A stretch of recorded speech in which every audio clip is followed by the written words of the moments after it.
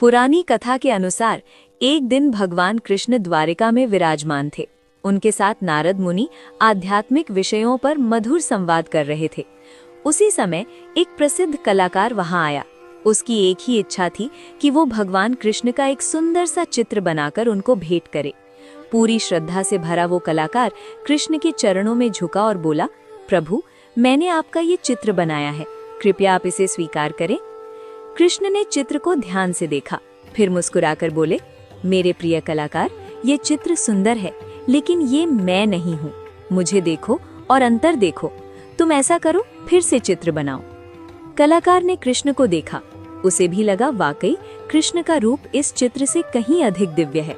खैर, वो वापस लौट गया और फिर से एक नया चित्र बनाकर लाया। इस बार भी कृष्ण ने वही कहा, अब भी अंतर है, तुम फिर से बनाओ। ये क्रम कई बार दोहराया गया। हर बार कृष्ण पहले से अधिक सुंदर, पहले से अधिक तेजस्वी प्रतीत होते और हर बार चित्र अधूरा रह जाता। अब कलाकार हताश हो चुका था। उसके हाथ कांपने लगे और उम्मीद टूटने लगी। तभी नारद मुनि ने करुणा से उसे देखा और उसे एक ओर ले जाकर बोले, वत्स, तुम जिस कृष्ण का चित्र बनाना चाहते हो वो हर क्षण नया है, हर पल अधिक सुंदर, हर पल अधिक दिव्य। तुम कृष्ण को रंगों में नहीं बांध सकते। कलाकार ने कहा, प्रभु, फिर आप ही कोई हल बताइए।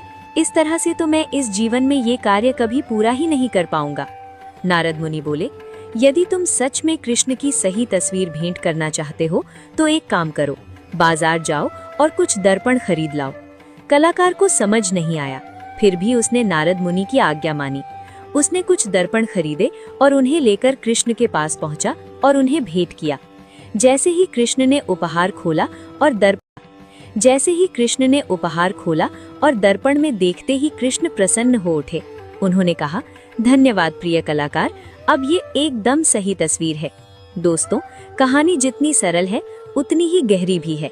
अब सवाल है, कृष्ण को सच में देखना चाहते हो तो याद रखो, कृष्ण बाहर नहीं, भीतर दिखाई देते हैं। जब हम भगवान कृष्ण के पवित्र नामों का जाप करते हैं तो हमारा मन दर्पण की तरह निर्मल हो जाता है, और जब मन का दर्पण साफ होता है तभी उसमें कृष्ण के सच्चे, सुंदर और दिव्य रूप की झलक मिलती है। अगर सच में कृष्ण को देखना चाहते हो तो सबसे पहले अपने मन को दर्पण बनाओ, और अगर ये बात दिल को छू गई हो तो हो जाए कमेंट।